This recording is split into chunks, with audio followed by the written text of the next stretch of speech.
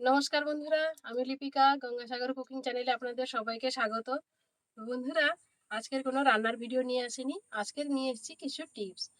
তো প্রত্যেকের বাড়িতে কাঁসা, তামা, পিতল বাসন থাকে, কিন্তু সবসময় মেজে ওঠা সম্ভব হয় না। তো আজকের আমি কিছু ঠাকুরের বাসন নিয়ে এসেছি। সেই বাসনগুলো কিভাবে খুব কম টাইমের মধ্যে এবং বাড়িতে থাকা উপকরণ দিয়ে ঝকঝকে তকতকে করে তোলা যায়, সেই টিপসগুলো আপনাদের সঙ্গে শেয়ার করব।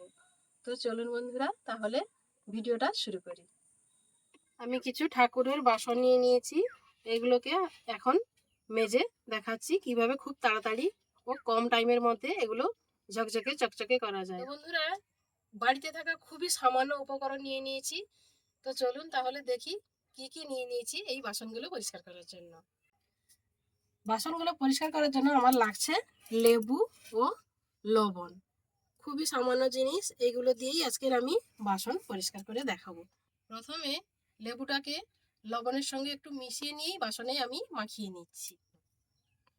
খুবই সহজ পদ্ধতি। লবণ আর লেবুর এই মিশ্রণটা এইভাবে বেশ কিছু সময় মাখিয়ে রেখে দিলে খুব বেশি ঘষাঘষি মাজামাজি করার প্রয়োজন হয় না।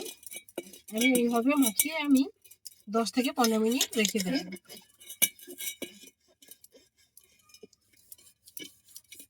এইভাবে আমি লেবু আর লবণটা দিয়ে ঘষে দিতেই দেখুন কত সুন্দর, আগেটা কিরকম ছিল আর এখন কিরকম হয়ে যাচ্ছে দেখুন। আরো বেশ কিছু সময় রাখার পর দেখবেন কত সুন্দর হয়ে গেছে। এতে কিন্তু কোনো কষ্ট নেই, খুব কম টাইমের মধ্যেও এটা হয়ে যায়।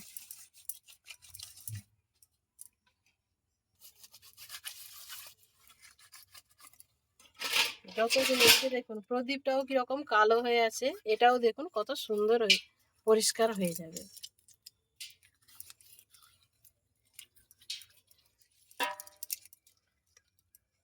খুবই সামান্য উপকরণ দিয়ে এগুলো কিন্তু পরিষ্কার হয়ে যায়। পঞ্চপ্রদীপটাও কিরকম কালো হয়ে আছে, এটাকেও দেখুন কত সুন্দর মেজে চকচকে করে ফেলবো।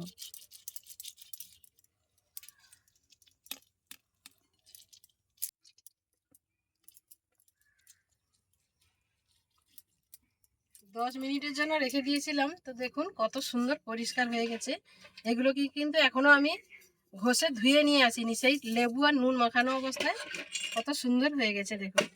আগেরটা কিরকম ছিল দেখেছেন, এখন কত সুন্দর পরিষ্কার হয়ে গেছে দেখুন। এবারে আমি একটু স্কচ ব্রাইট দিয়ে একটু হালকা করে ঘষে তারপর ধুয়ে নিয়ে এসে দেখাচ্ছি।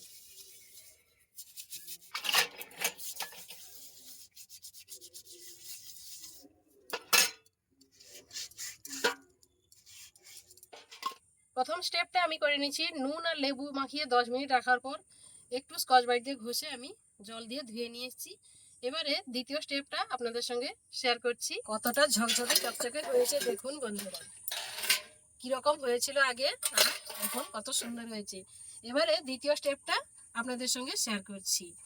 আমি একটা গামলিতে কিছুটা জল নিয়ে নিয়েছি আর এখানে দিয়ে দেবো 1 মুঠো আটা। আটাটাকে খুব ভালোভাবে জলের মধ্যে গুলিয়ে দেব। আটা কিন্তু কাঁসা, তামা, পিতলের বাসন পরিষ্কার করতে খুব সাহায্য করে। কিন্তু আমি এগুলোকে একটাকে এর মধ্যে ডুবিয়ে নেব। এইভাবে একটা বাসনকে আমি এই আটা গোলানো জলের মধ্যে ডুবিয়ে তুলে নেব।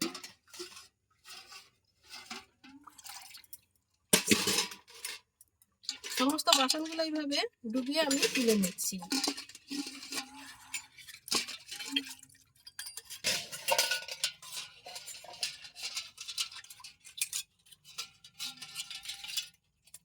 তো বন্ধুরা, আটার জলে একবার বাসনগুলো ধুয়ে নিয়েছি, এবার একদম পরিষ্কার স্বচ্ছ জলে আরেকবার বাসনগুলো ধুয়ে নেব। পরিষ্কার জলে খুব ভালো করে বাসনগুলোকে আরেকবার ধুয়ে নেব।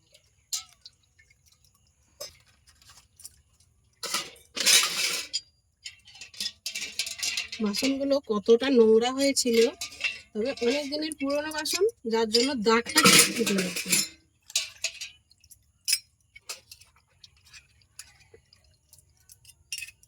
এবারে একটা সুতির কাপড় নিয়ে নিয়েছি, বাসনগুলোকে খুব ভালোভাবে জলটা মুছে নেব।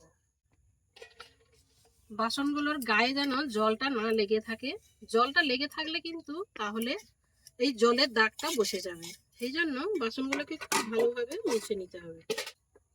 এই জলটা মুছে নিলে তাহলে 10 থেকে 15 দিন অনায়াসে এইরকমই থাকবে। সেই জন্য জলটা মুছে নেওয়া খুবই জরুরি। তো দেখলেন তো বন্ধুরা কত সহজে, খুবই কম উপকরণ দিয়ে, খুব বেশি মাঝামাঝি ছাড়া কত সুন্দর ঝকঝকে চকচকে করে ফেললাম। এই টিপসটা যদি আপনাদের ভালো লাগে অবশ্যই একটি কমেন্ট করে জানাবেন। বাড়িতে অবশ্যই একবার হলে এইভাবে ট্রাই করবেন, দেখবেন খুব কম সময়ের মধ্যে অল্প খরচে বাসন পরিষ্কার হয়ে যাচ্ছে। সবশেষে গামলিটাও মুছে নিচ্ছি।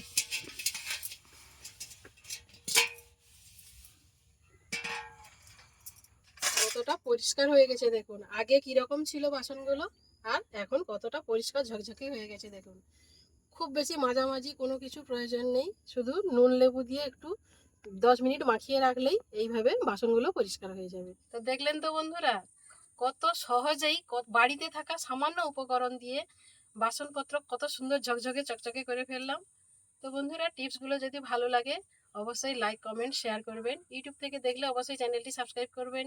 ফেসবুক থেকে দেখলে অবশ্যই পেজটি ফলো করে সঙ্গে থাকবেন। দেখা হচ্ছে অন্য কোনো নতুন ভিডিওতে। ততক্ষণে ভালো থাকবেন, সুস্থ থাকবেন। নমস্কার।